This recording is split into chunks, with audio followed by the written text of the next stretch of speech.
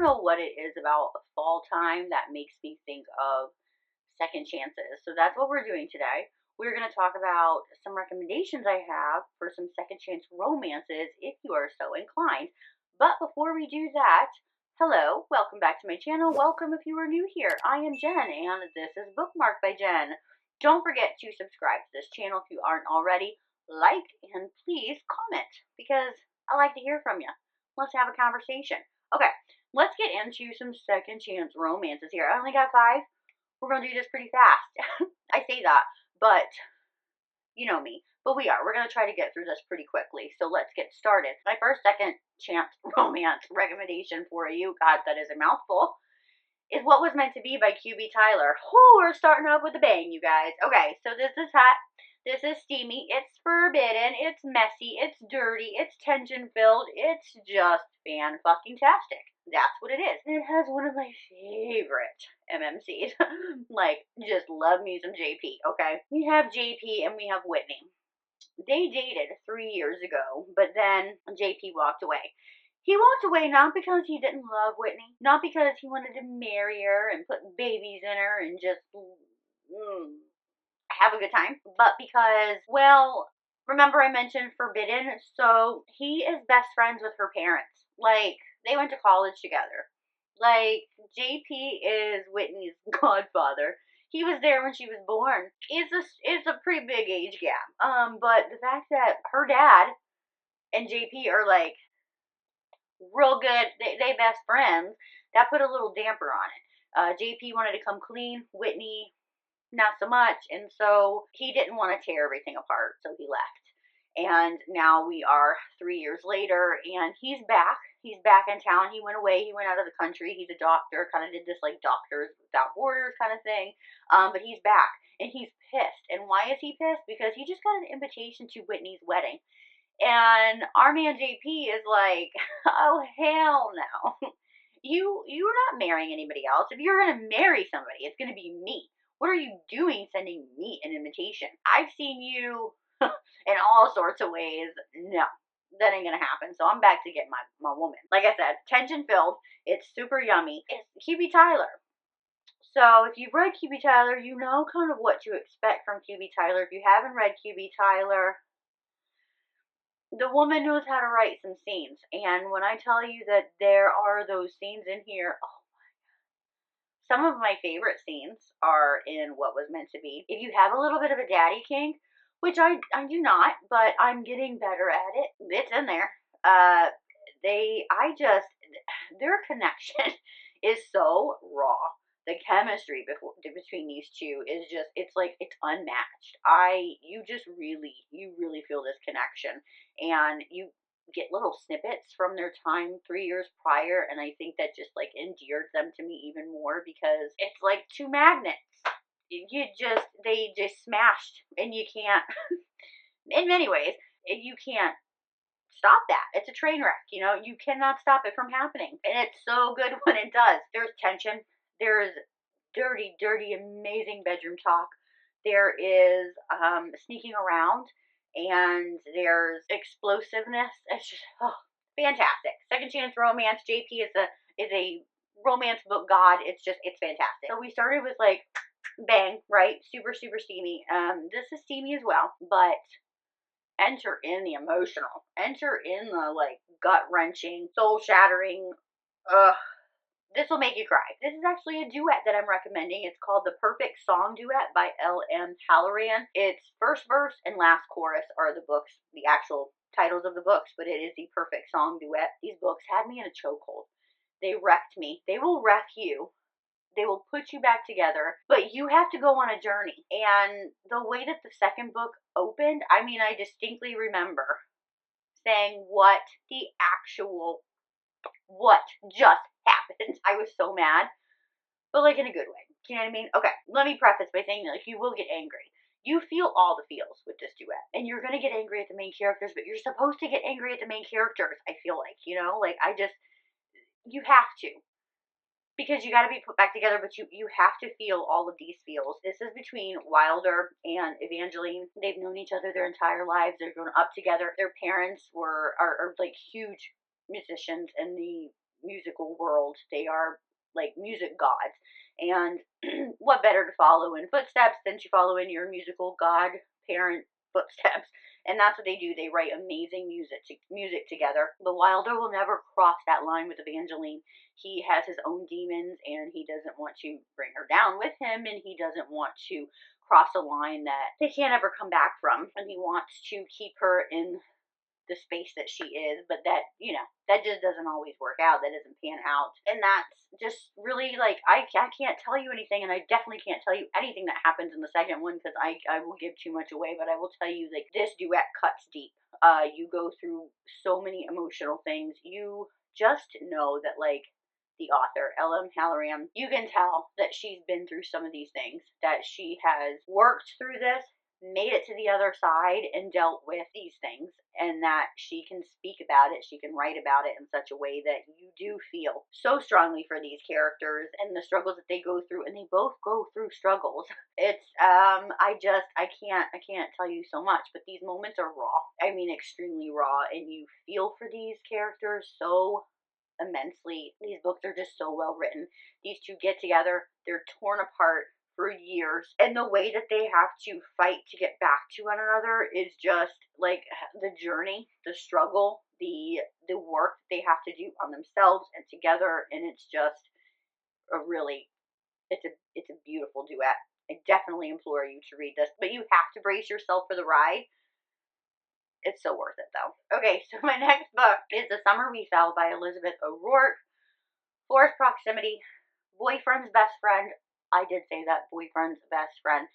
I've read this series. I think there's like one book that I haven't read out of this series. This by far is the first book in the series, but by far my favorite book of the series. This book just captivated me. I was so invested in Juliet and Luke's story. It's been a few years since I've read it, and I still think about these two. It was just such an amazing book. Juliet meets Luke when her boyfriend brings him home from college one summer. Did we understand that? I think I did. Okay. There's like an immediate connection there. Juliet is very, oh gosh, Juliet, my heart went out for her. She did not have a very great home life.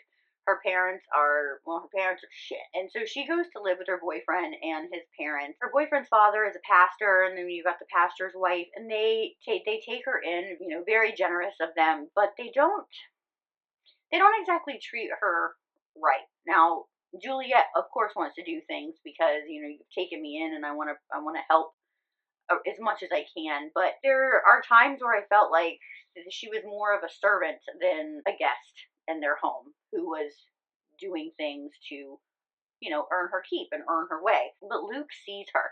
Like, he really, from the start, he sees Juliet for who Juliet really is.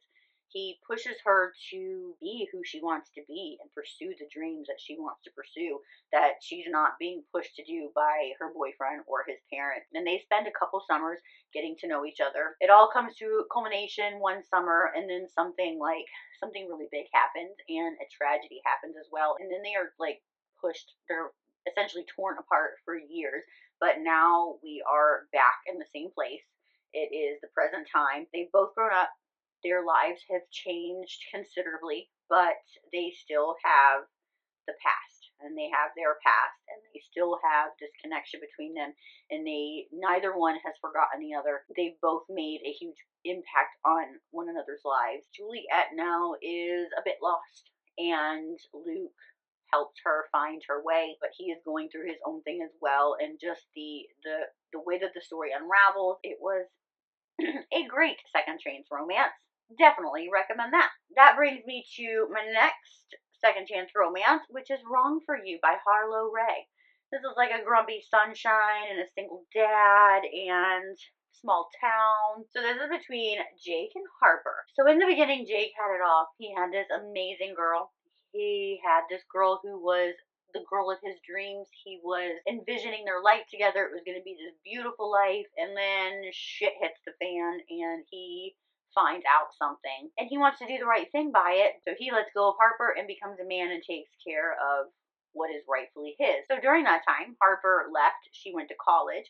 And now she's back in their small town and she's opened a dance studio. And one of her favorite students, and one of the students that loves her the most, just so happens to be Jake's daughter, who is the cutest little girl. Sydney will steal the show. She has been one of my favorite children in books. There's tension.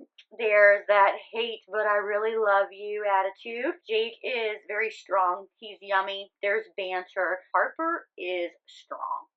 I really love that about her, and I really appreciated that with her. She does not back down from who she is. And there is a lot of groveling. And gosh, we do love groveling. But there's a lot of groveling that needs to happen here because, the circumstances didn't have to happen the way that they did. You got to work through some shit, and I appreciated that. The road is bumpy. It's also super sweet when you get back together. So there's that. My last book I want to talk about is a little bit unconventional, but when I was thinking of second chance romances, I did think of this book. And I think of this book often. It definitely has stuck with me. And that's Stepbrother Dearest by Penelope Ward. Now, hear me out. It's also not a conventional stepbrother, step sibling romance. They don't meet until I think Greta's like 17 years old, and he doesn't stay long. They don't live together very long. It's called Stepbrother Dearest, but it's not that taboo.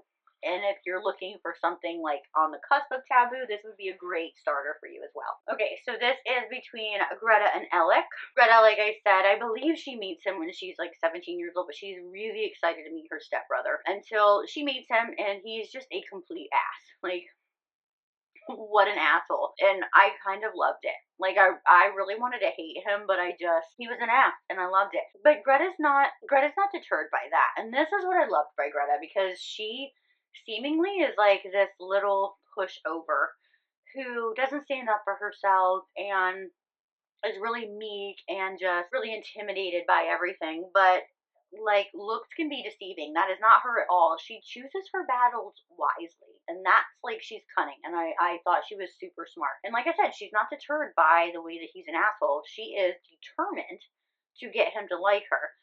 Little does she know, like, he likes her, but again, it's like the theme. I did not do this on purpose, I swear. It's like so much easier to hate you than to like you. He is very mean to her. They do go to school together. He bullies her a little bit, and he's just a big freaking butthole. He notices her. He wants her, but he keeps his distance because he can't have her until one night when he does end up having her, and then something happens and he's pulled away. He has to go away and deal with something, and they don't see each other again for 7 years. Now he's back, and he has a girlfriend. He has changed considerably from the asshole teenage Alec that we knew. So what happens when two people are destined to be together, but circumstances get in their way? I loved this journey that they took together. They are just put into circumstances again where they are thrust together, but they again have to deal with consequences of their actions from 7 years prior, and the fact that there is still feelings involved 7 years later. We can't really essentially act on them right now because I don't want to cheat, so what do we do, and how do we navigate that, and how do we get back to each other? Should we get back to each other? How do we do that? There's some really fun scenes in the book that I loved. They end up going on a little bit of a road trip. She understands Alec like nobody does, and I think that is where that connection lies. Penelope Ward is a great palate cleanser author for any time that you need a good read. They always get me a little emotional. They're fast reads. They're very easy to get into if you're ever in a slump and you need something to get out of. She's a great author to get into. Definitely recommend this book as well. And there you have it. Those are 5 amazingly yummy second chance romances, and you have an array of things there too. If you want super steamy, you want some forbidden, you want really emotional, you want tension. I mean, like, there's something here for everybody. So let me know if you've read any of these. Let me know if you want to read any of these. Let me know also, what is a second chance romance that you recommend to everybody. I'm going to need that. on my TBR ASAP. Well, that's going to do it for me. I'm going to catch you on my next video. Don't forget to like, subscribe, and comment. And I'm going to catch you on my next video. But until then, happy reading. Bye.